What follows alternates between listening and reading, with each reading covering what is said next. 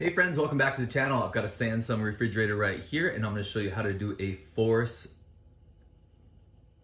Hey friends, welcome back to the channel. I've got a Samsung refrigerator freezer combo right here. I'm going to show you how to do a force defrost on this. All right, so let's come up to our panel. We're going to press energy and fridge and hold them down at the same time for about 8 or 9 seconds. And after that 8 or 9 seconds, this is gonna go blank right here. All the lights are out. And then we're gonna press this fridge button. F1 and F2 and F3 are different ways of force freezing. We're gonna go one more to FD. This FD is a force defrost. This can oftentimes sort of reset your freezer. And what it's actually gonna do is that some ice and frost can be built up on some of the different components inside the freezer, and it gives false readings. So if your freezer is not cooling correctly, this is a good one to do. Now, here's the bad news.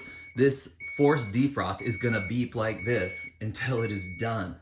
And it may take a while. This can take anywhere from 20 minutes to like an hour and a half. So be smart about that as well. If this dinging is gonna drive you crazy, maybe do it on a day you're gonna leave the house or something like that. Hey friends, I hope today's video helped you out.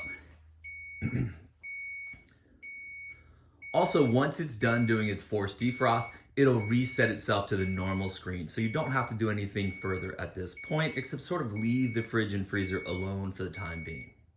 Hey friends, I hope today's video helped you out. If it did, give it a thumbs up, subscribe to the channel, and we'll see you next time.